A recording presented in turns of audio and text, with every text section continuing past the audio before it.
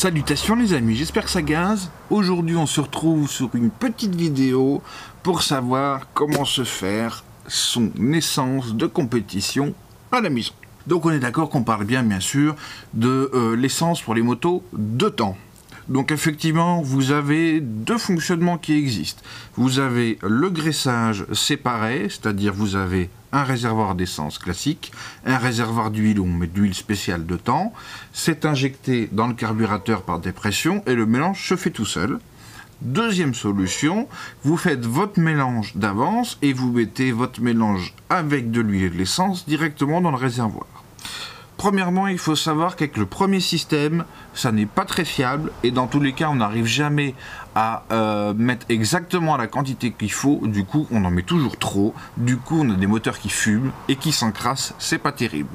Faut pas oublier qu'en compétition, que ce soit en deux temps, il y a quelques dizaines d'années, quand on avait les prix des 500 de temps, ou aujourd'hui, que ce soit pour du cross, même si les moteurs de temps maintenant reviennent, il y a des deux temps à injection. Enfin bref. En compétition, ils utilisent exclusivement le mélange déjà tout fait. Ils n'utilisent pas le graissage séparé parce que c'est pas optimal. Et il faut aussi savoir que donc, dans le carburateur, c'est par dépression qu'il y a des gouttelettes qui sont aspirées dans le flux d'air, dans le venturi. Et dans le flux d'air, il y a des gouttelettes d'huile aussi qui viennent dedans. Mais on est d'accord que balancer des gouttes à gauche, à droite, ça n'a rien à voir avec un vrai mélange fait auparavant où vraiment les éléments sont liés de manière uniforme. Donc dans tous les cas, si vous avez une moto de temps et que vous y tenez, même si vous ne faites pas de circuit, faites votre essence vous-même. C'est un petit peu chiant si vous partez en balade, mais au pire vous prenez un jerrycan ou alors vous prenez une bouteille d'Oasis avec de l'essence dans le dos. Je sais, au niveau sécurité c'est zéro. Mais bon bref, il y a toujours des solutions. Mais si vous faites pas ça, vous allez soit péter votre moteur, soit avoir un moteur encrassé et donc diminuer vos performances. Donc, très important, pour moi, pour faire de la bonne essence de course, où on tape bien dedans pour les moteurs de temps, il faut trois choses. Déjà, premièrement, une bonne essence, une essence de qualité. Tu prends pas du E5 ou du E10 à Carrefour. Tu vas dans une station de marque, tu prends de l'Excelium, tu prends du samplon 98. Surtout pas de 95. Ensuite, nous avons ici, alors je suis pas sponsorisé, hein, c'est juste retour d'expérience, j'en ai utilisé des tas d'huiles, celle-là, pour moi c'est la meilleure de la troisième planète après le soleil, après le reste on verra. Donc de l'huile Samouraï Ippon, qui est de l'huile 100% synthèse, c'est de l'ester. Voilà. Quelle quantité il faut en mettre? C'est simple, 2,5%. Point. Tu peux rouler à 2%, c'est un petit peu limite, 2,5 c'est mieux.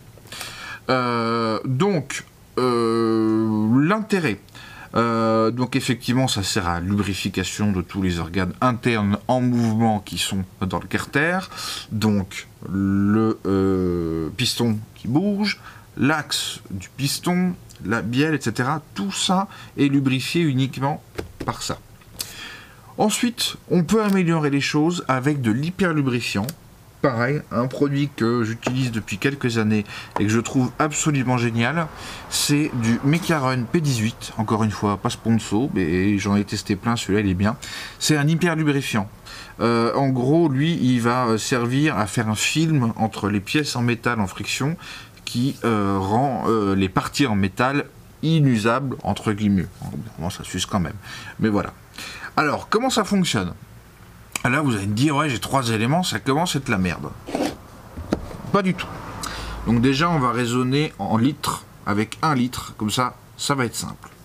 Donc, 1 litre, ça fait 1000 millilitres. Jusque-là, on est d'accord. Dans ce 1000 millilitres, on va rajouter 2,5%. Donc, c'est très simple.